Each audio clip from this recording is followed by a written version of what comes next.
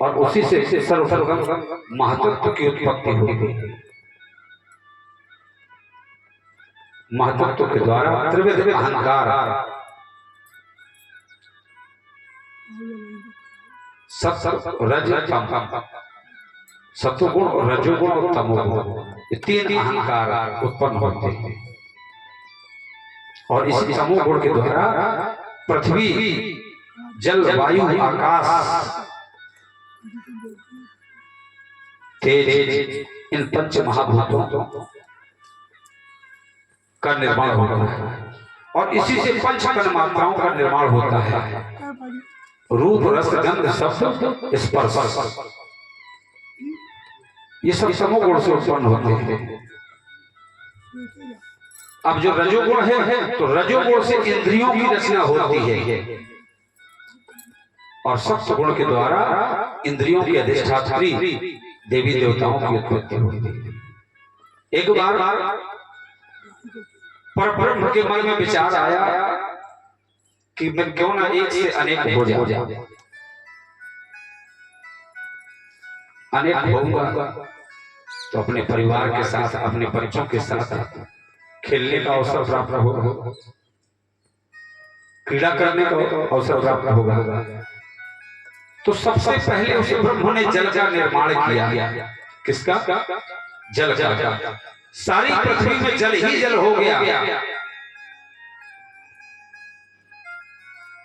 या यूं कह लो कि पूरी सृष्टि में कहीं कुछ नहीं था, केवल बस अंधकार ही अंधकार रहता है। वो गैस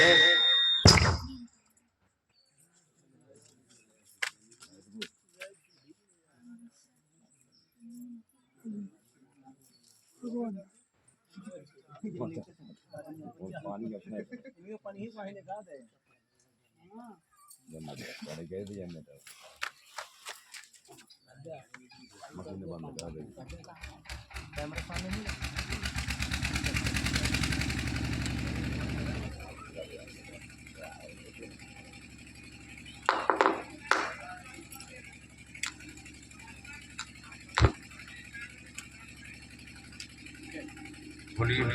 अल्लाह की जय। तो कहने का मतलब कि पूरी सृष्टि में कहीं कुछ नहीं था, एकदम बस धुआं ही धुआं, केवल बस गैस, और वही गैस पिघल करके जल में परिवर्तित हो गई। तो महाराज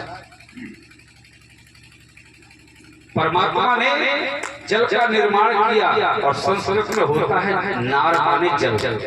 क्या होता है? नार माने जल और अयन माने मकान, घर।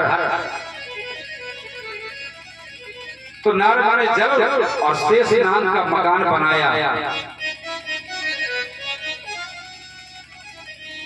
और इसलिए उनका नाम पड़ गया नारायण। लेकिन नारायण ने सोचा कि मैं अकेला हूं, एक से बहुत हो जाता तो अच्छा होता, कम से कम कोई तो बात करने के लिए हो, किसी को हम अपना सुख दुख तो बता सकें। नहीं, अकेले व्यक्ति का क्या अस्तित्व है? कोई ना हमको जाने ना हम किसी को जाने। इसलिए भगवान श्रीमन नारायण प्रभु के नाभि से एक कमल और कमल से ब्रह्मा जी का प्रादुर्भाव हुआ। अब ब्रह्मा जी जब कमल की नाल से निकले तो चारों तरफ देखा कि कहीं कुछ नहीं, जल ही जल भरा दिखाई दे रहा है। तो बार बार उसी कमल नाल में नीचे जा रहे हैं, फिर ऊपर आ रहे हैं, फिर नीचे आ रहे हैं, परंतु कोई कहीं नहीं कुछ दिखाई दे रहा है।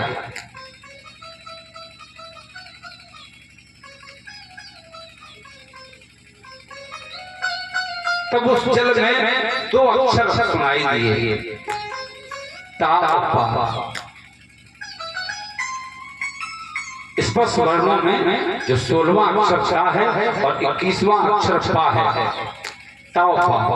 जब जल की लहरें समुद्र के तट से टकराई तो केवल आपने भी सुना होगा, अनुभव किया होगा कि समुद्र के किनारे जब लहरें टकराती है ना तट से, तो आवाज आती है पानी की, टप टप टप टप टप।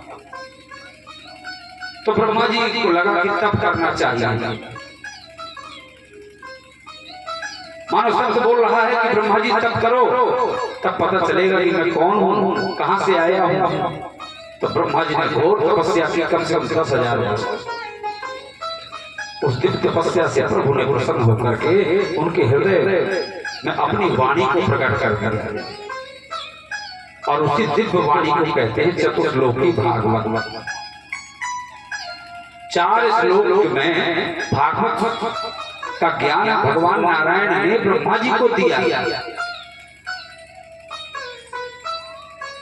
और ब्रह्मा जी ने उसी 4 श्लोकों की व्याख्या करके नारद जी को सुनाया अपने पुत्र को।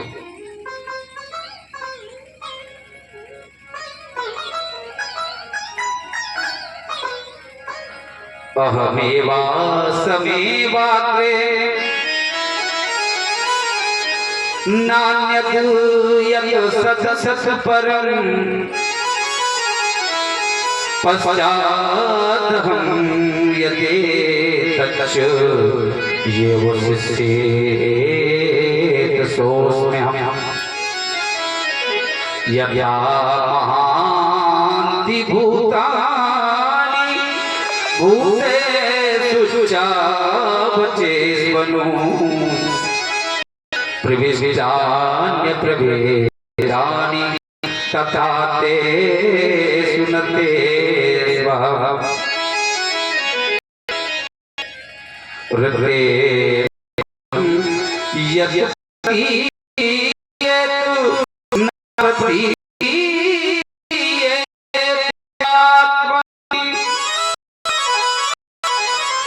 विद्यादात्मानो मायां यथा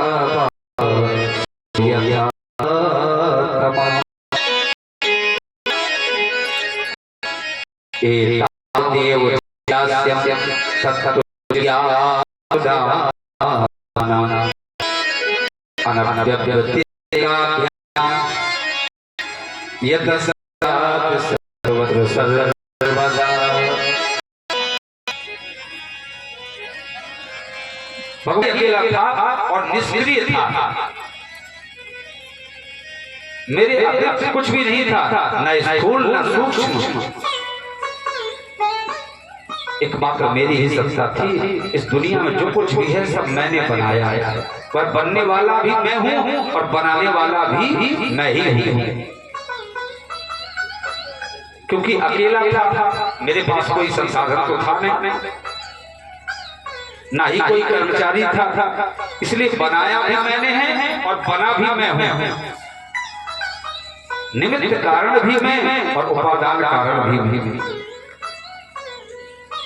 कुम्हार के पास मिट्टी होगी तभी वह घड़ा बनाएगा, सुनार के पास सोना होगा तभी वह आभूषण बनाएगा ना, परंतु मेरे पास तो कहीं कुछ नहीं था।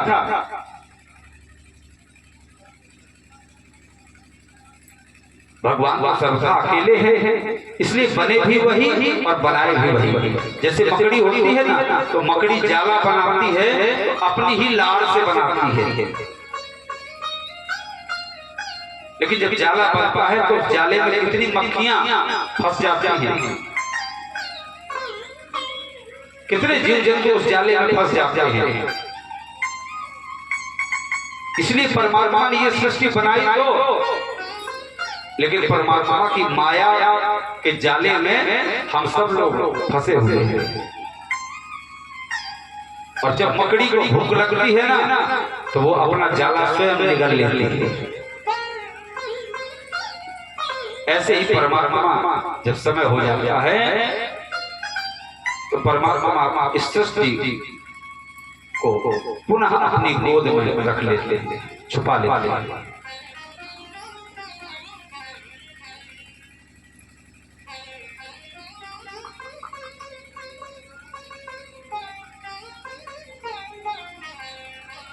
जैसे मोर का पंख है, तो मोर का पंख कहां से आता है? मोर से ही।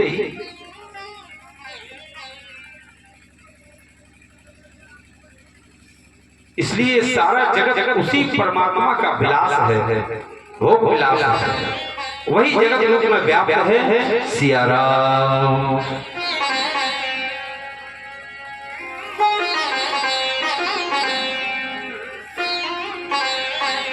सिय राम मैं सब जग जाने करहु प्रणाम जोर जोत पानी। जिस प्रकार से मिट्टी का घड़ा कुम्हार बनाता है, कुल्हड़ बनाता है, मटका बनाता है, सुराही बनाता है, दीपक बनाता है, तत्वतः देखा जाए तो सब है तो मिट्टी। ऐसे ही नाम रूप तो अलग है, पर ये स्त्री है, ये पुरुष है, ये कुत्ता है, ये बिल्ली है, ये चूहा है, ये शेर है, पर देखा जाए तो ये सब परमात्मा का विलास है।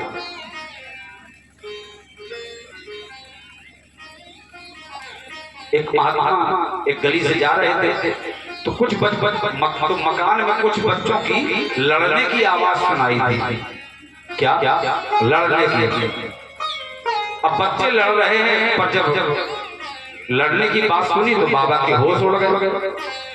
बच्चे लड़ते हुए कह रहे थे देखो मैं शेर खा जाऊंगा, दूसरा बोला ठीक है हम हाथी खा लेंगे।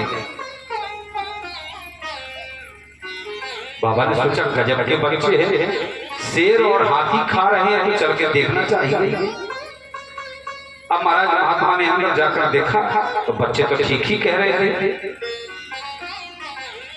परंतु जो शेर और हाथी थे वो कौन थे? बोले वो शक्कर के चीनी के हाथी घोड़े। मकर संक्रांति में जिसको हम हुल्ला बोलते हैं, क्या बोलते हैं, तो कारीगर कई नमूने बना देते हैं। तो मकर संक्रांति का पर्व चल रहा था, घर में आए खिलौने, तो एक बच्चे ने हाथी ले लिया, एक ने शेर ले लिया। वो बोला मैं शेर खाऊंगा, वो हाथी खाऊंगा।